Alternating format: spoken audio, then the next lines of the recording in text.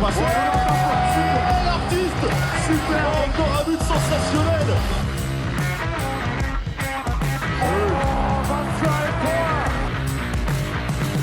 That's a brilliant bit of follow-up play by Mahe. Oh my goodness me, what a shot. Sagosen setter det hen! Han setter den! De i semifinale igjen! Hello everyone and welcome to the Uninformed Handball Hour. It's the first of our previews for the Men's World Championship 2025. Chris O'Reilly here with you, joined by Alex Kulesh. And coming up on our first preview today, we've got a couple of special guests to talk about quite a few of the teams covered in this championship. We're going for some of the outsiders, the non-European sides, as well as two of the big dogs in France and Spain. So we've got Kevin Domas coming up first from Hand News, and then after that, John Ryan from Team Handball News. So Alex, how you doing?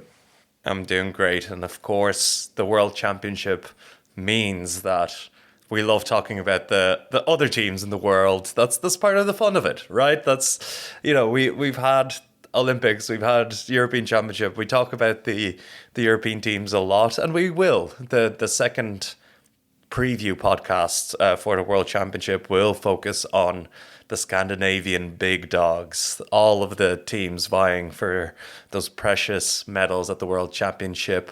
But this one's a little bit different. We'll talk African teams, we'll talk South American, North American teams, and of course, I think France and Spain are always really, really interesting at World Championships. I think they always have something extra to give in those, especially Spain. So we'll touch on those. But we have a lot coming your way with the World Championships. I'm pretty excited. Feels a little bit weird. It's one of those 3 tournament years where we've had the Euros, the Olympics, and now the World Championship. But it's always a great tournament to follow, and Handball Hour is the place to be. So if you haven't signed up for our Patreon, it is a really, really good time to get signed up. We've got lots of content activities to get involved with. So we will have, obviously, these preview podcasts, which come out to Patreon listeners first. We'll have a bonus episode as well. We already have one out for looking back at the last couple of World Championships to give us a little bit of a base to work from. We'll have another one coming out and lots of bonus podcasts coming out throughout the championships.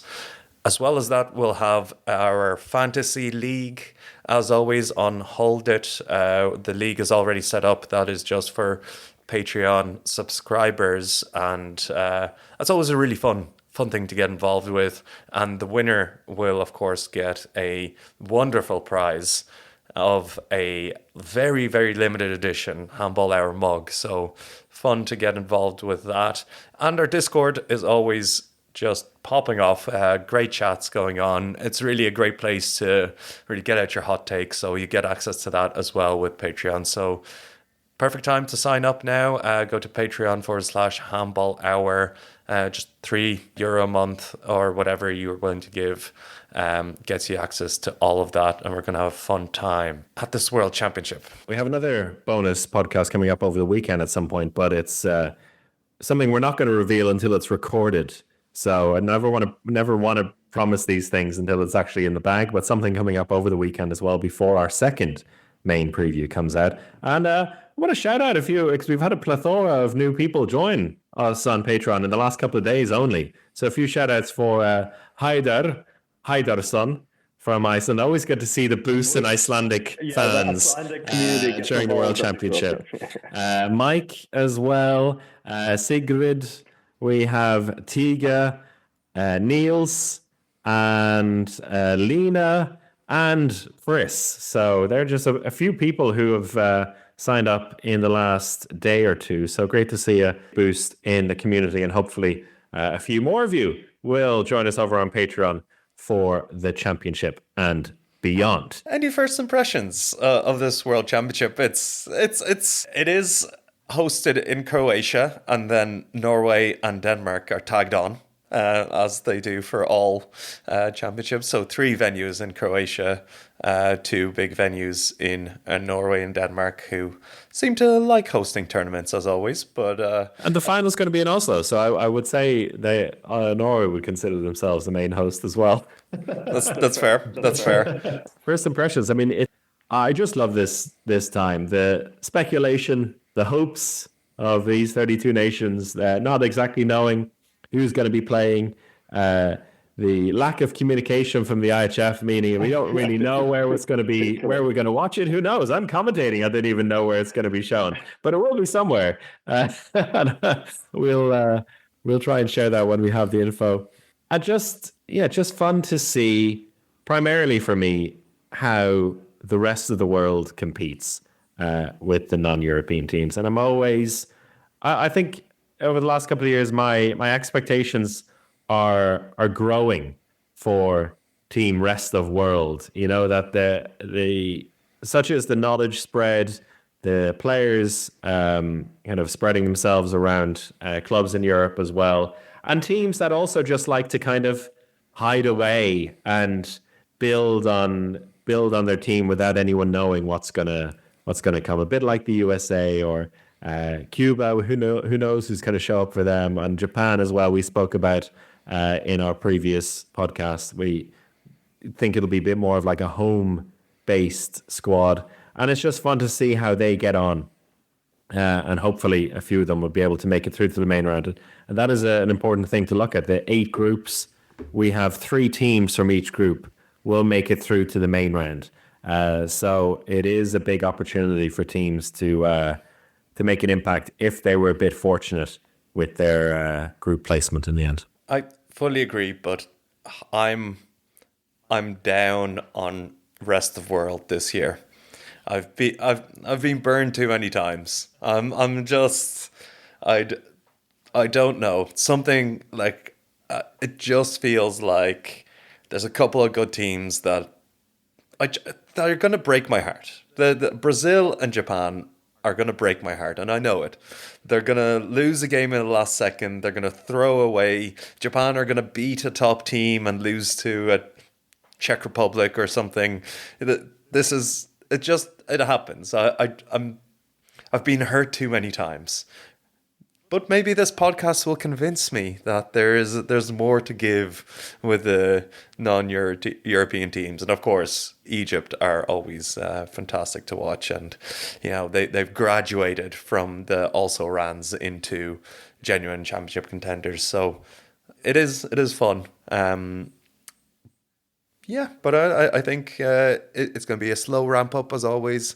That's when the excitement of the non-European team is. You know, that the first group stage is when we see ridiculous things happen, like people missing open goals, people smashing their ball into other players' faces. All of that fun stuff happens in these first stages. Well, you say that, Alex, and I know the example in your mind for both of those are Uruguay, who are not in the tournament this time around, sadly.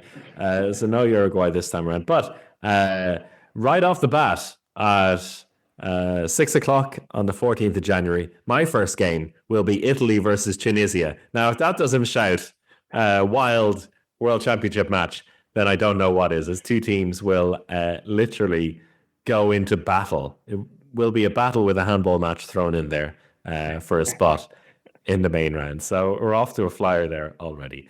Let's head into our chats then. We'll begin with Kevin Domas from Han News and the EHF and many other places. He'll speak to us about France, Spain, and some of the African sides in action with French influence. And then John Ryan from Team Handball News will speak to us about the USA, the rest of the Pan American contenders, and his favourite among the non-European sides in Egypt. So joining us to speak about France and a few other teams at this Handball World Championship is Kevin Domas. Kevin, how are you? Very good, thank you. How are you guys? Very good. Happy to have you on and to chat before this World Championship on our first preview pod. And we'll start with your home nation, France, fresh from, I guess it's fair to say, a disappointing Olympic Games, where they were knocked out in the end by Germany in the quarterfinal. In a very, very dramatic game, but overall, that kind of maybe covered what was a disappointing tournament in general. How is the mood in the team? How are things both in and out of the camp, do you think, heading into this one after that big crescendo of the Olympic Games?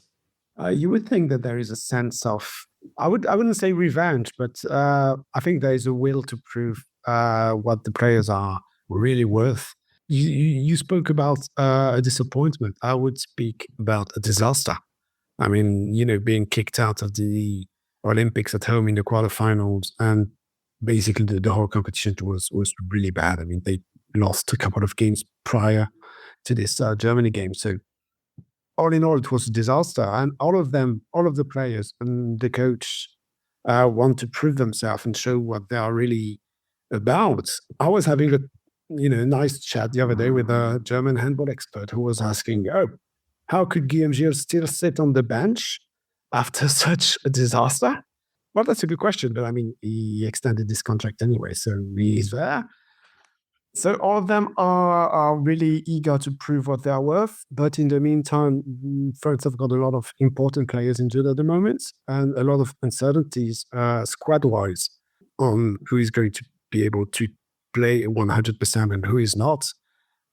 So far, we played one preparation game and it was convincing one against Czech Republic 2 days ago. But yeah, I mean, all the major names are there, but will they be able to play out their full potential? Then that remains to be seen. Let's just go back to that Guillaume Gilles comment. You got ahead of us there.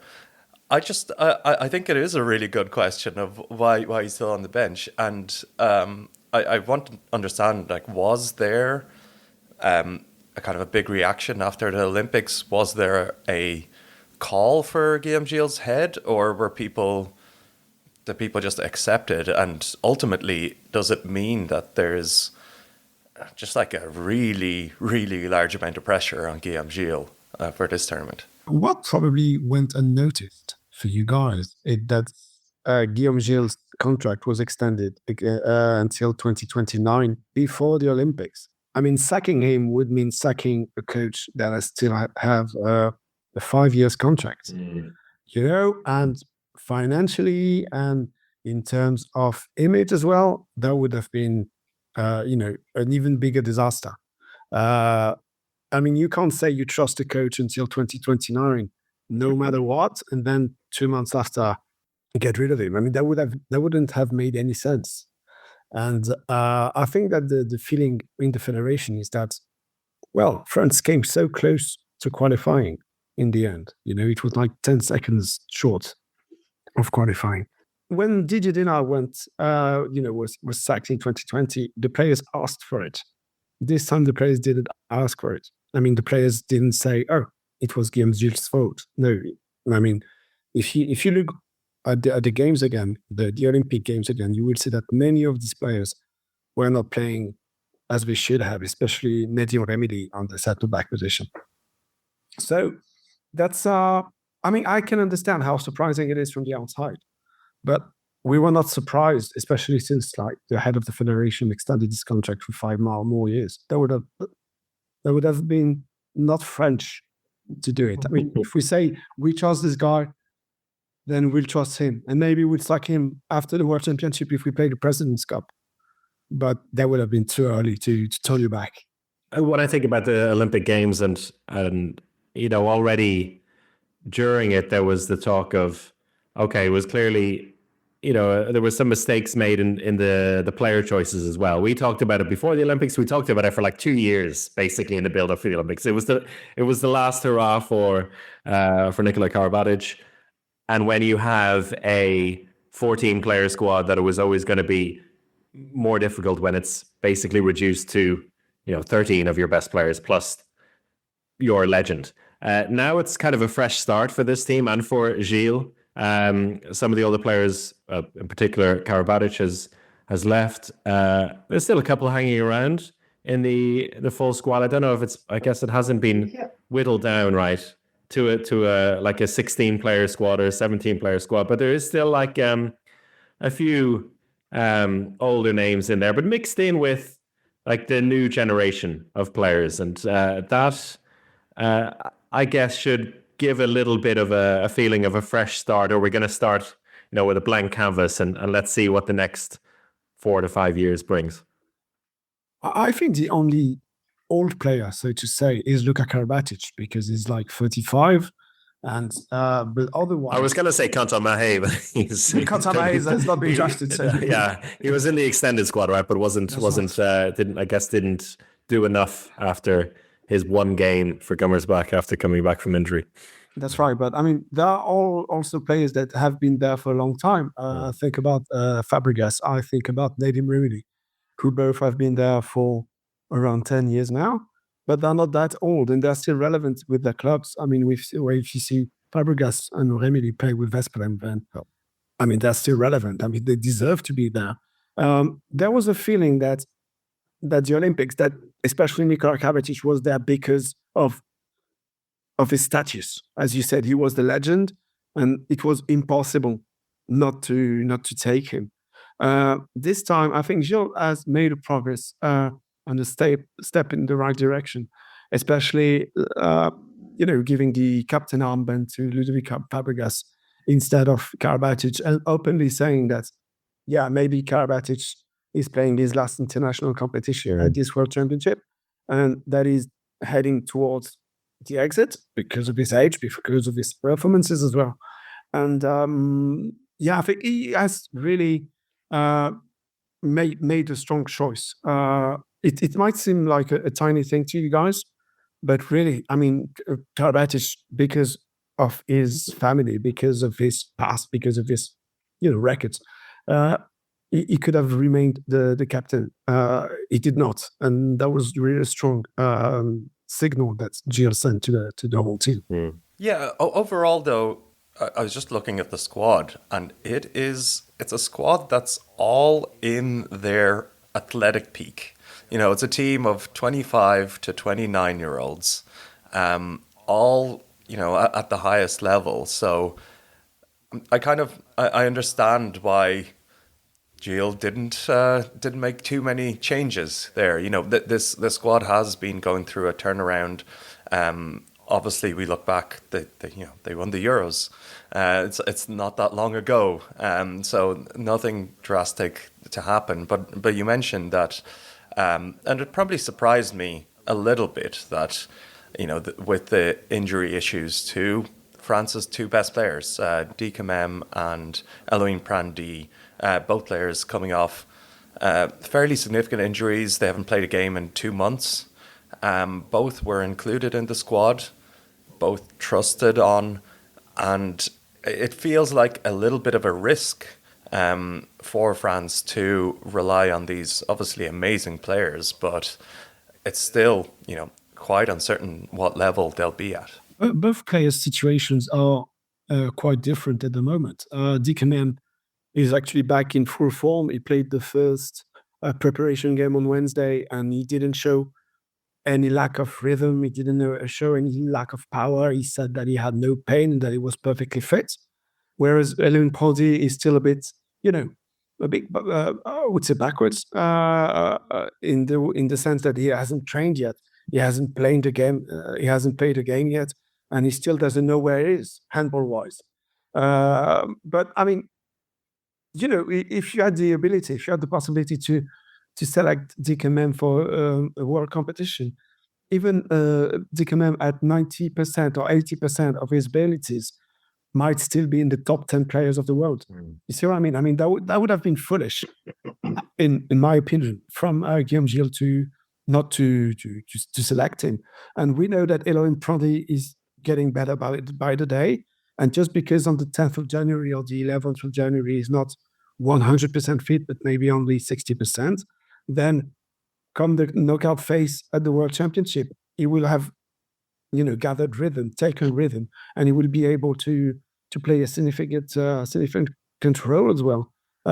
As you said, both these players are among the best in the world, and if you look closely, especially on the left back position, there are not many solutions. Like Romain Lagarde, who has been disappointing since his years in Nantes in 2019, is part of the squad. It's just like if we don't have Prandy, then apart from Brie, we are quite, I would say naked. We don't have any proper solutions as well. I mean, the rope is pretty tight. It's just like there's no much choice. Yeah, I can imagine Aymeric Mean going in there left back a few times if necessary. Yeah. He wants to. I mean, he would like to. Whether he's given the opportunity or not remains to be seen. But he definitely wants to. For sure. And I think the key here is that it is a world championship. There's a lot of games. There's a lot of, when looking at France's group, we have Austria, Qatar, and Kuwait. Austria, obviously, without Nikola Bilic, is a different proposition. It shouldn't be too much of a challenge. Qatar are an eternal rival of France, the big rivalry of... They've got both Žarko Markovic and Frankis Carroll and Rafael Capote. All the old boys are coming back. One last hurrah. I thought Daniel Farage was going to make an appearance in the championship. And then Kuwait, who are, I suppose, quite an unknown entity. But looking at that group, it's, there is time for players to get reps. If Prandy misses that whole group, I don't think France have too much to worry about there. And then even looking at the kind of the group that they'll be combined with, we have kind of Hungary and Netherlands on the other side, which is a challenge. But again, the path is relatively clear. And then by the quarterfinals, that's when you hope everyone's up and running. It's so clear that Kevin is only arriving for the quarterfinals anyway. So now you know why. No, but the thing is, you must not underestimate these guys' motivations to prove what they are worth. Like Dickerman almost went in a conflict with his club because he wanted to get surgery in time for him to be able to play the World Championship. That went under the radar, but Dickerman could have waited until now to get surgery on his shoulder and play all the Champions League games in December and November. But he insisted to be ready for the World Championship because he's so motivated to prove that France are not only about the past Olympics, but that they still can be among the best teams in the world. And Prandy, I mean, he worked pardon my French, but he worked his ass off just to be ready. I mean, all of these guys are really willing to prove that, the Olympics were an accident, like a big accident, but still an accident, and that they can still, reach the final or reach the final weekend of a big international competition. That should not be underestimated. Is there anyone among the squad who hasn't taken a leading role until now that you think will shine in this championship? That kind of second group of players that will have a chance to get a few more minutes on the court, that will really establish themselves as a French international? I would say Melvin Richardson. He has like a definite, a huge role in Barcelona, more than he's given great credit for. And the fact that Dickerman is not 100%, and that Dickerman might not play 55 minutes as he usually does, will probably give Melvin some playing time, some responsibilities, and he has, shown over the years that he's really able to take them on. The absence of Yanis Len will also open, a space on the right wing position. Kunkut has had like an off and on relationship with the national team so far, so maybe it's time for him to bring something to the table. And I'm really looking forward to see who on the goalkeeper position is going to be able to step up. I mean, that's probably, in my opinion, the biggest question mark of them all. I mean, always is so. Sanya Belassen had a fantastic Euro, but I mean, the surprise factor doesn't work anymore. And he has, and history has proven, in 2024 that he struggled in the championship with Terry Hill. He didn't play much. Now he's bouncing back a little bit with Stuttgart, when Stuttgart are definitely not Champions League level. So will he be able to deliver? I don't know. And the Montpellier pair with Debonnet and Paul Zinger, I mean, they're still looking for this like competition that proves that they are up to the international level. So that's a big question mark. And at the ages of 29, 29, and 32, it's not like you're looking at with goalkeepers, you've got another number of years, but it's not like there's anyone there who's going to show us necessarily something we haven't seen before, or like pop up in a whole new way. So yeah, that's an interesting one. On the right wing, it made me realize now that Valentin Port also retired. That's where is he when you need him? Clearly, maybe he would have had some playing time. Yeah, I think so. On just finally then on France before we move on, what is your expectation then for this team? Obviously, quarterfinal is the minimum expectation. Otherwise, it's going to be a weird journey to Zagreb for you in a couple of weeks. But what is what's the success for this team, and what is kind of a minimum requirement? As you said, minimum requirement is quarterfinals, because otherwise that's like a catastrophe. Like the sky is going to fall off if we don't reach the quarterfinals with this bracket.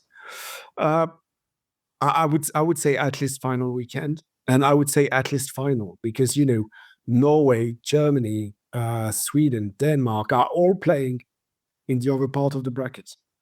So we are not going to play against the only proper, no, I wouldn't say proper, but the only realistic threat is Egypt, if we play against them in the quarterfinals or in the semifinal, or maybe Croatia at home. But otherwise, looking at just the names, you get the feeling that France are superior to all their opponents until the final. But maybe you would like to disagree. I don't know. I agree. I think I'm surprised that you didn't say minimum requirement was gold medal, because that's the bounce back required. We're going to play against Emil Nielsen and Matthias Gilson in the final, and I wouldn't bet our chances on this, to be honest. We will, in our other preview podcast, we're going to focus on Scandinavian teams, obviously the big ones. So we're going to ask you a few questions about Southern Europe teams, and maybe Spain. Spain are a fun team to talk about. It's a team that we like to underestimate. They're a team that likes to overachieve, and they're also a team that's gone through a bit of a transition. Finally gone through. I'm just going to double check the squad again to make sure that Vera Maros isn't in there, or Gideon Guardiola. But they're all out. There's a kind of an exciting crop of players that are still quite young, the likes of Petr Čekusa and Georgia Čekusa, who's been playing for Montpellier, as well as Ian Barafet, who's been an impressive winger. And it's like, am I foolish to be excited? Is it too early to be excited by this new revamped Spain squad? Because I'm very high on them with kind of these additions. You know what? Now that you talk about it, I mean, you have to be excited. I mean, the list of names in this squad is actually pretty impressive. I mean, as you said, they are always underestimated, but Alex Tuchebaev, Gonzalo Perez de Vargas, the Sikusa brothers, Casado, I mean, Alex Gomez, if you were a national team coach, then you would, jump aboard and be really happy to have all these guys play with you. The thing is, as you said, this is quite a new team in the way that some older players left, but that's what happened after Tokyo in 2021 as well. If you remember, like Canellas and Viran Moros and Dani Sarmiento played their this competition in 2021. And Spain were able to bounce back because they have this, I wouldn't say, they have this habit of constantly forming new players and integrating them, getting them a bigger and bigger role with each competition, so that when they are stalwarts, they are ready to be so. And Spain are really, really, really impressive in the way that they can maintain themselves at the highest level. They've got so many impressive players that they really can deliver. All of this makes Spain a strong contender for the final weekend as well. Anyone who could actually look up at just the player's name would say, oh, they deserve to get a medal. Whether they will be able to do it or not, I don't know. But they have all the potential in their squad to do so. I can just picture the absolute slog of a quarterfinal they'll have against, I don't know who they're going to play in the quarterfinal, probably Norway, as it always is the case. But you can picture them, even if they go in as big underdogs in a quarterfinal, that the players they have, particularly in the defensive side of things, they have, I think they will put together always a very strong centre block with the big boys on the line. Doesn't matter who's in there. There's always a surprising line player who comes through. This time, Victor Romero he'll be the next one who appears for one tournament. Very, very impressive, Victor Romero. He was part of their kind of youth teams that really dominated and has been really good for Granollers. So and he's kind of needed because I think the line player position is probably the one where it's been weakened. Kind of Javier Moreno's on paper, yeah, but I mean, it's like they always pop up. Like Abel Sergio, he doesn't do much week in, week out for Potsk. Anytime I see him in the Champions League, but then in the Championship, he'll do what he needs to do. And you're also like throwing in someone like Sanchez Miguel in defense as well, and the Dushabayev brothers. They'll grind out something, and then you have Perez de Vargas and Hernandez as your goalkeepers. And Sergio Hernandez, I've been very impressed with this season for a Magdeburg team that has struggled in other areas. Spain are typically the kind of team that you are not happy to play against. No. It's just like, as you said, they might be the underdogs in the quarterfinals, but in the meantime, whoever's going to be playing against them will not be happy. No. It's not like playing against, Denmark would rather play against, let's say, without offending anyone, the Netherlands or Slovenia than Spain. You see what I mean? I just saw here Norway have very smartly placed themselves side by side with Spain, so they'll face each other in the main round. To battle. I mean, in what could be a tough main round, you have Sweden, Spain, Norway, Portugal, but I think they'd rather try and beat them in the main round than beat them in the quarterfinal. Clever guys. I think Spain are, have you ever seen that video? It's like a college American football team, and it's an interview, and it's like going through the whole team. It's just dogs, We got Alex Dushabayev, dog. Danny Dushabayev, dog. Perez de Vargas, dog. Emmanuel Garcia-Andía, dog. That's what Spain are. Yeah. And as Chris said, they have this ability to actually, have players just randomly pop out for a World Championship, especially at the World Championship. What's the name of the Spanish line player that plays for PSG now? Who was amazing in Ruben Barchan. Mm-hmm. I remember Martian played in 2019 at the World Championship. He played a blinder. And he was never heard of. He didn't play any good afterwards. But he was brilliant at the World Championship. And as you said, Abel Sergio happens to be exactly the same. And they've got Barofet now on the left wing. And they're always able to very good. Have all these youngsters. I think a lot does come down still to Alex Dushabayev. And slightly unfortunately, the timeline of, Perez de Vargas, Dushabayev, and that core, and this new core of exciting young 20-year-olds doesn't, we might only have a couple of championships where they overlap. And I think this one might be a little bit early. But, Alex Dushabayev has had a rest. That rest was due to injury, but he took the extended time because he was out on his feet for a couple of for about a season and a half after just heartbreak after heartbreak with Kielce, of course. And I think he's had a rest. He's come back in this season in the Champions League, got a bit of, few reps in. He hasn't been at his peak. But I think he probably targeted this tournament to really show that, you look at, that 2019 championship, or let's say 4-5 years ago, Alex Dushabayev was up at the top scorer list. He was the one scoring the last second goals, and we haven't seen that for a couple of years. And I think ultimately, as always, this team is going as far as Alex Dushabayev takes them. And I think hopefully we see a great version of him. Yeah, sure. And maybe like 4 or 5 years ago, they lacked a proper centre back and they lacked a scoring left back. Whereas now they've got so many diversity.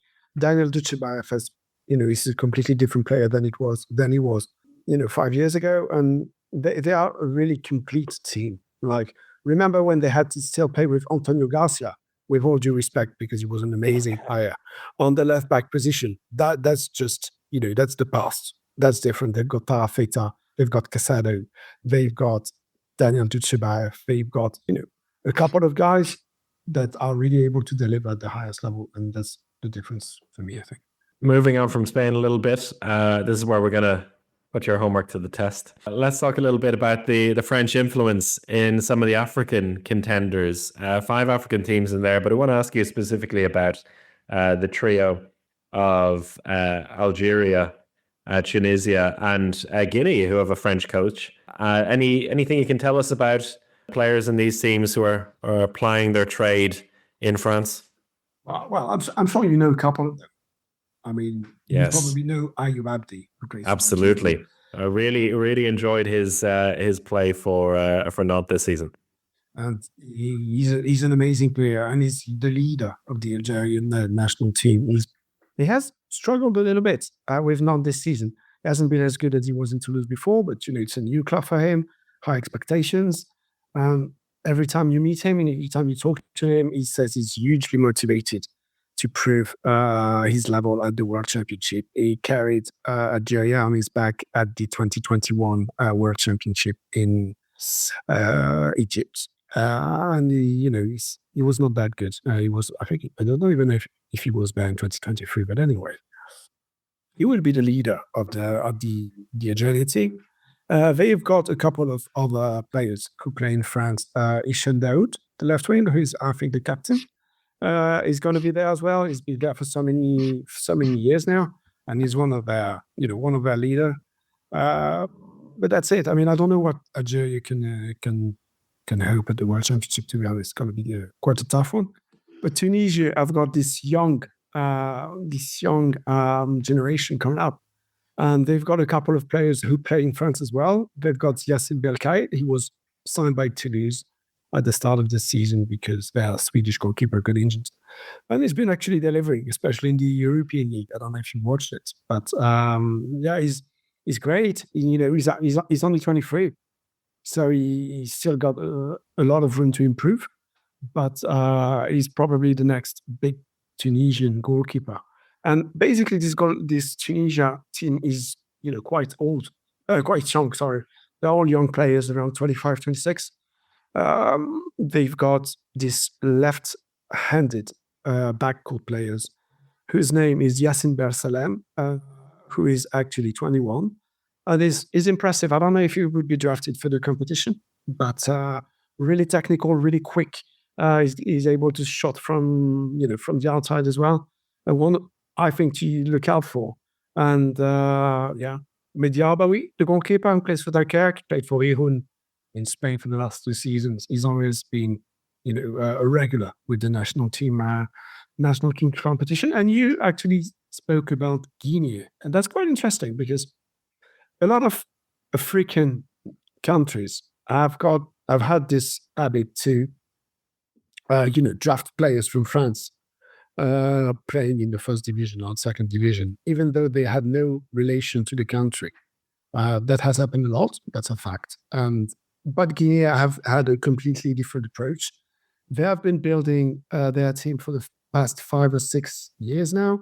And there are, as you said, a couple of players who are playing in France. The main name that I would like to talk to you about is Rubens Pierre, who plays for Tremblay. He has been playing for Tremblay for the past I would say 4 years, I think. And he's one of the best goalkeepers in the French league at the moment. Surprisingly enough, he's still quite young. Say again? Exciting. Exciting. Yeah, he's only 25, and he's been around the team for a couple of competitions now. Has still to make his debut in an international competition, but he should be given his chance this time. At 25, he's really made an impression. He's actually playing with Cyril Dumoulin. I don't know if you remember him. Oh, yeah. Very Very But well. he's actually number one. He actually pushed Dumoulin aside because of his performances. That tells you something. He started handball in Montpellier, so he's had a good score as well. So that's it. I mean, there are really good players in there. Most of them, even experts are struggling to have any information about because they're playing in the French second division. So that's kind of hard to get, but still, really, really exciting prospects. Before we let you go then, classic questions we have pre-tournament. Your gold, silver, and bronze medal predictions and MVP. Gold, Denmark. Silver, France. Bronze, Spain. And fourth place, Egypt. And MVP, Dickerman. I like that one. You look surprised. You sound surprised. Alex looked very surprised. I think that's totally fair. I think that's. I mean, for any of these things now, we're happy if the words aren't Matthias Gietzel or Henny Reisler from an expert pre-championship. So more delight. I'm sure we'll be on the top. No worries. I'm sure, and I'm sure I'll see you guys in Oslo. Okay, Kevin, thank you so much, mate. A pleasure as always, and enjoy the first days of the championship from home. I will listen to you guys. I will listen to you, Chris. All right. Joining us to chat about the USA and the rest of the Pan American contenders at this World Championship is John Ryan from Team Handball News. John, how are you doing? I'm doing great, Chris. Great to talk with you. Good to have you on. Just before you ship off to Oslo yourself to follow the US team with JD Orr as well, you're going to be doing some special broadcasts as well, covering the tournament? Yeah, he's got a friend, Roger Meyer, that does some TV production in Norway. So we're going to try and professionalize what we do a little bit, have a nice little pregame show and a postgame show. Focused on the U.S. men's team and what they're doing, and then we'll also do take the opportunity to do some longer interviews with some of the players. Wonderful. And USA found themselves, I think, thrust in the headlights alongside the main home nation in Norway in Group E, playing against them, Portugal and Brazil.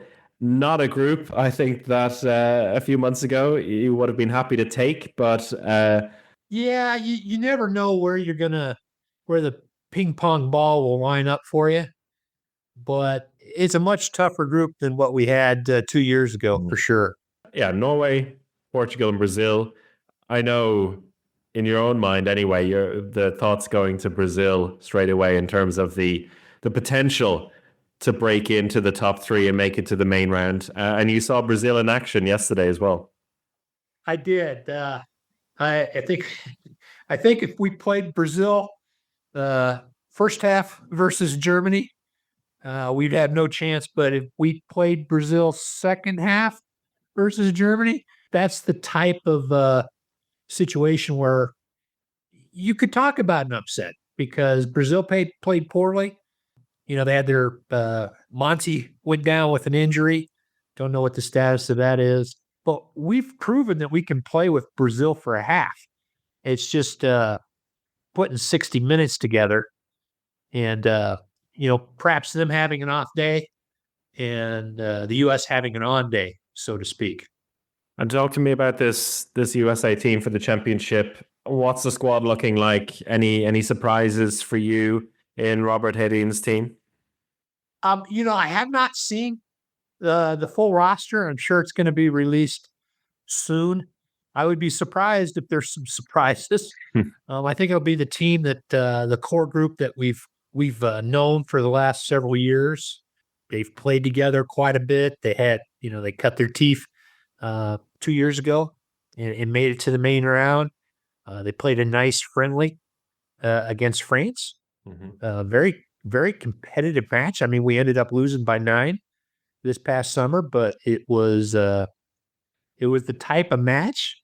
There's like, wow, if we can hang with France, maybe we can beat Brazil if the stars align correctly.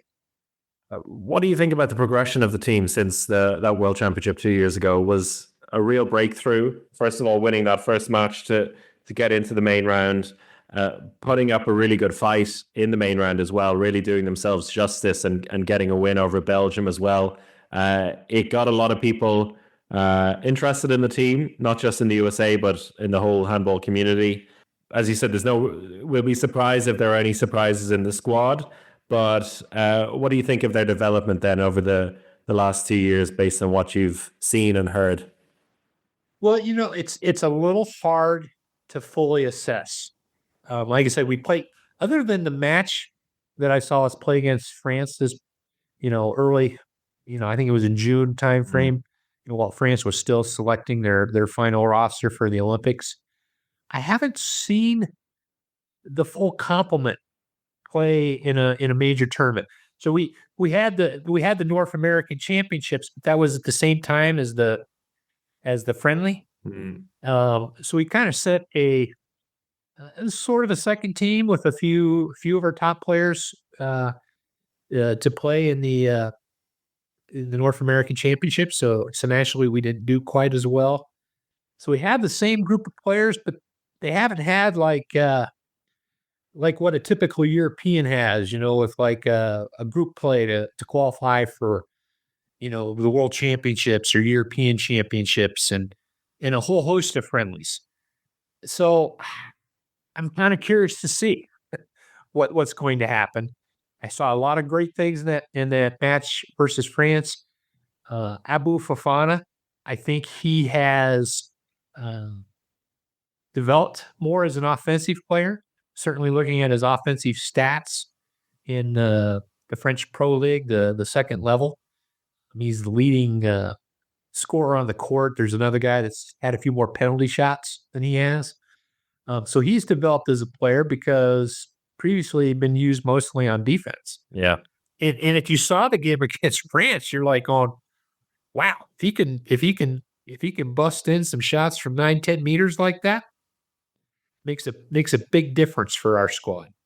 Yeah, and particularly when you're facing the teams such as the European teams like Norway and Portugal, some kind of, I would say not easy goals, but kind of goals that you don't have to work quite so hard for, that you can bang in from long range, is going to be crucial for this team.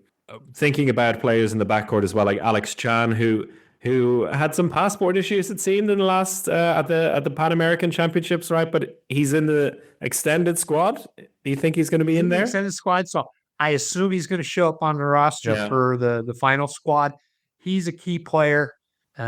He's not someone that's going to bang it in from 9 meters. No, but a very important player in that backcourt. He's a clever player, good passer, someone in the right positioning. He can get a nice breakthrough. And that's where Abu Fofana is key, because he keeps the defense a little bit more honest so they can't sit back. He's a key player. Also, Ian Hooter is a key player. He's kind of had kind of an interesting season.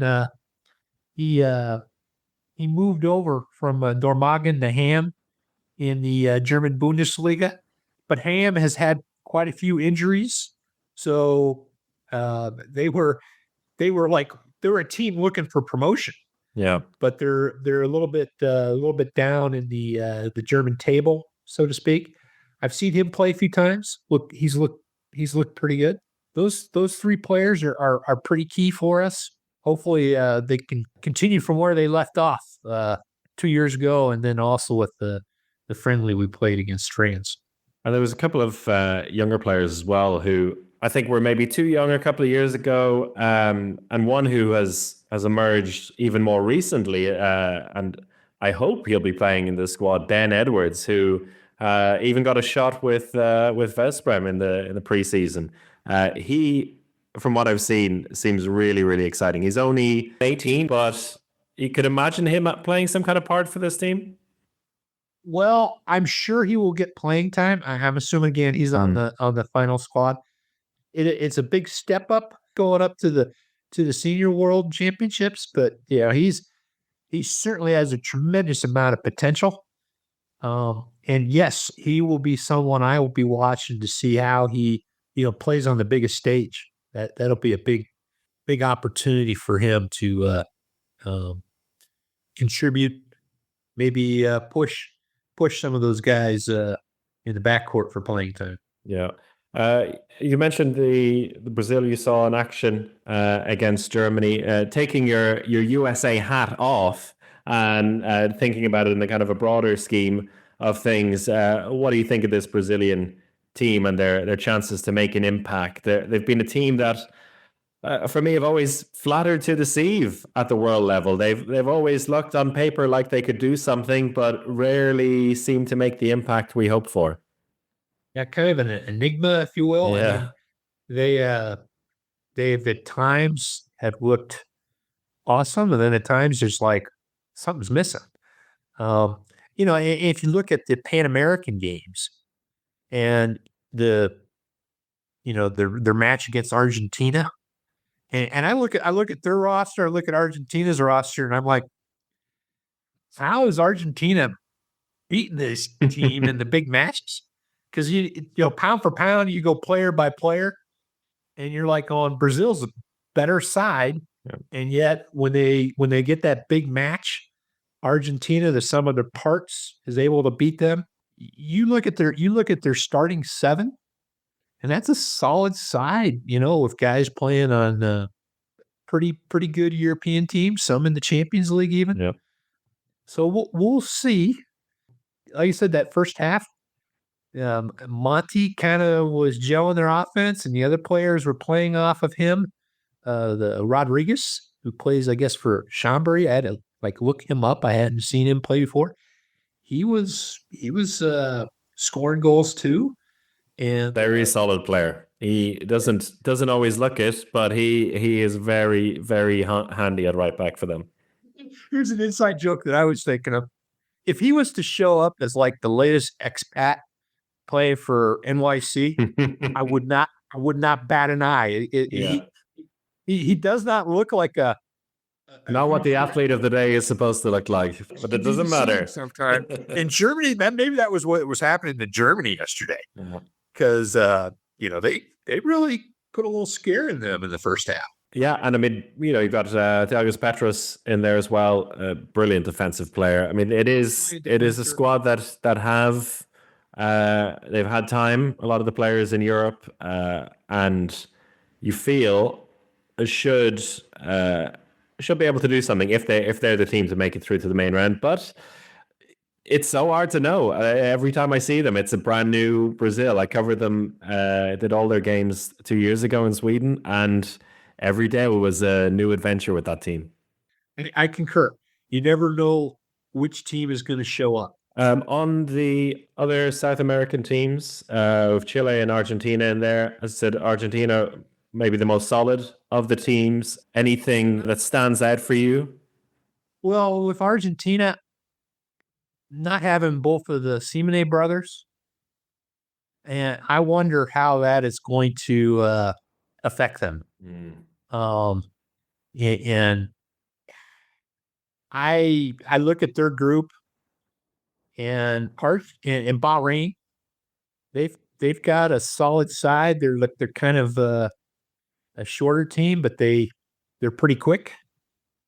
I think Argentina is in a bit of a transition period, and it would not surprise me if they move down to the President's Cup. On Chile, then I'm always excited to see them because they have some solid players. We're going to be speaking to Erwin Feuchtmann as well as part of our build-up coverage.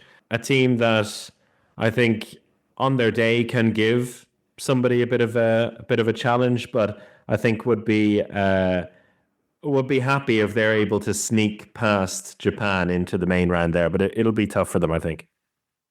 Yeah, I concur. I would say Japan would have the edge in that match. Actually, the U.S. gave Chile a run for their money in the bronze medal game in Chile.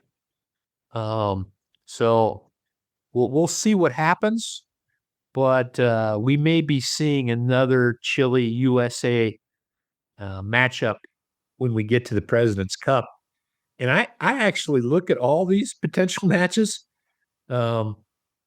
If the U.S. doesn't, move it into the main round against Chile, against potentially Argentina, as kind of a chance for to plant the North American flag, if you will. Yeah. Because I think we're getting shortchanged on World Championship slots compared to North and South America, because we're only getting one, and I think they were getting 3, maybe 4. Yeah. I can't remember. At this championship, 3. It's 3. Okay, Yeah. but they had been getting, like Uruguay went. I think both the U.S. or Cuba could have beaten Uruguay 2 years ago. Absolutely.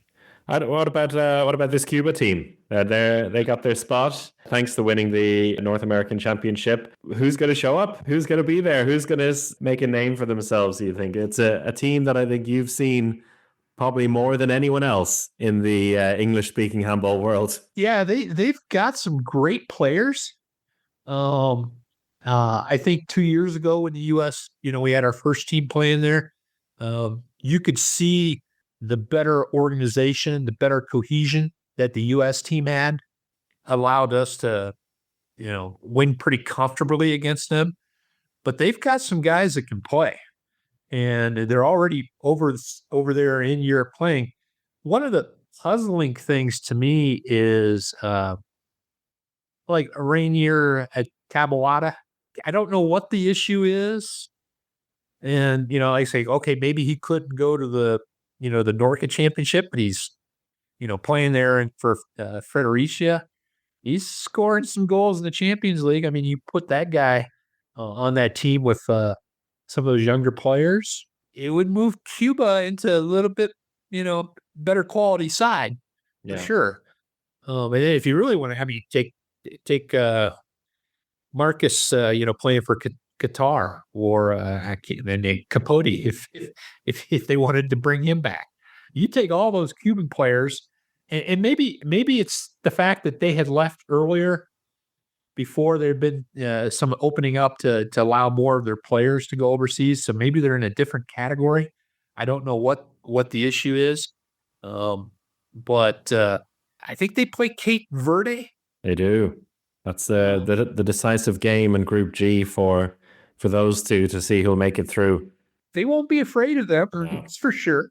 So I'd give the edge to Cape Verde, but I think Cubans will compete. Which would also be good for the USA in the long term if a North American team does make it through. Exactly. I want to see, the best way you can make an argument to say, hey, we're getting shortchanged on slots is to do well. Even in the, you get sent to the President's Cup, and it's a bit of a disappointment, but I look at it a little different. This is an opportunity to plant your flag and say, hey, we can play handball here, even if it's playing, teams from Africa, lower teams from Asia, the poor European teams that are demoralized and get placed there. In terms of placing your flag, the non-European team that have done that the best over the last 4 years really have been Egypt. Do you see them as the great non-European hope again this time around to make it into the knockout rounds? I think that's pretty clear. If you look at their matchups, I guess they're in. We talked about it a little bit earlier. I think that they will battle Croatia for dominance in that group, and then they'll have probably a tricky game against Slovenia in the main round. But they certainly have got a lot of talent on their side. maybe a little bit like Brazil. Sometimes you don't know who's going to show up, but a lot more reliable than Brazil. All right, before we let you go then, two things. First of all, what would you consider a success for the USA team at this championship? Well, obviously, if a main round, success, period, if that happens. Yep. But I think you go into the President's Cup and you see some of the teams that we're playing, you want to get a couple victories there. And I think that's doable.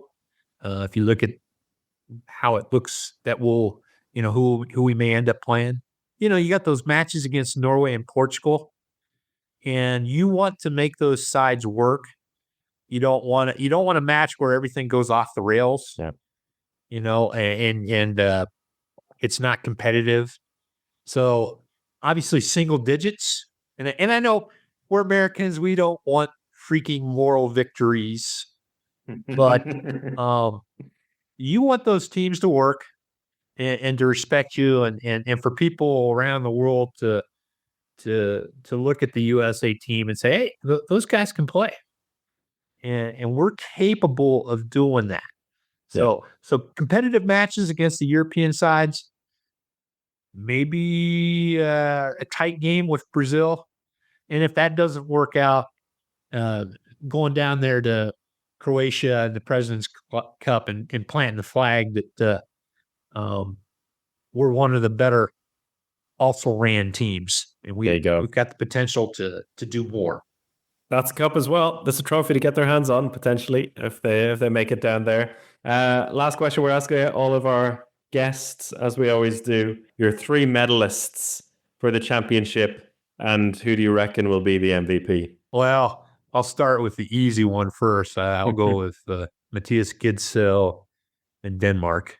You wonder if France is going to bounce back, but I can't believe Dika Mem is now going to be playing for them. Kevin, we had Kevin Domas on before, and he says he's going to be MVP. If he's feeling good enough to play, then he'll play. Right. Well, that changes. How long did they say he was going to be out? Just long enough to be back in time for the World Championship. I think it's a bit ahead of time. I would have to see him play because sometimes those players, they come back. They come back too soon and they're not quite there. But hey, if he's playing, well, I will put France on the podium. Okay. But if he isn't, I just don't see it. And then why not put Egypt up there? There you go. And probably Germany. Yeah. Probably Germany, I think. So I'll go with those 3. Lovely. John, thanks a lot for your contribution. Have a great time during the World Championship as well. Talk to you soon. All right. Okay, Alex, now that you've heard from John and Kevin, you said at the start of the podcast you were feeling down on Team Rest of World. Are you feeling any more hopeful now as we conclude this first preview podcast? Am I hopeful? It's not quite, but I'm excited. I'm definitely more excited, and I hope my hopes get dashed later and later in the competition. That's my hope for this tournament. Both of our guests have put Egypt in their top 4, which is quite exciting. And I think that is kind of thing we're all hoping for. Whether they're in our top 4, we'll find out at the end of the next preview podcast. But from what you've heard, then who is exciting you most? If you're gonna throw some imaginary money on a team, not necessarily making it through the quarterfinals, but like making an impact, And I think of teams in the past like Argentina who were a whisker away from a quarterfinal a few years ago, or Algeria who almost surprised France that one time in Egypt. There are times when these teams pop up. Now we know that Brazil and Japan are going to disappoint you, as you said earlier. But who will excite you? No, I do have to say, I'm very harsh on Brazil because I have high expectations. And I did actually watch some of their game against Germany, the warm-up game. and they look good. I think the scoreline it doesn't really show the picture of the whole game. I think Germany ended up winning by 7, but it was really close throughout. And there's huge news about, because Brian Monte injured his ankle in that game, and it's come out that he will be okay. It was a grade 1 ankle injury, so it's an ankle twist, an ankle sprain, that he'll get back into it. So that is a big boost for Brazil, who did look very good with him in the side in that game. So I have high hopes. They're in a tough group. That's the issue. Not only just to kind of, when they reach the main round, having both Portugal and Norway in their group is pretty tough, but they do have some exciting talent in there. I am excited for Japan. I just don't think they. I'm still surprised why with squad selection, but Tony Jerome is there, so that's. And you know what, Cuba is always exciting, because we're gonna have to track to see how many of those players are gonna leave camp and disappear into the abyss and abandon their team. Hopefully none, as they keep progressing. Yeah, hopefully by the 20th of January, their group final against Cape Verde, which is going to be a fun game to watch to decide who goes through to the main round, that all players on both sides are there. But more on that as the tournament progresses, and we'll wrap it up there for our first preview. Another main preview to come at the start of next week before the championship begins on Tuesday the 14th, and probably something in between the two of those. But until we record it, I won't promise anything. You're going to have to join us on Patreon, patreon.com/handballhour, to see what that is. But until then, everyone, take care and goodbye.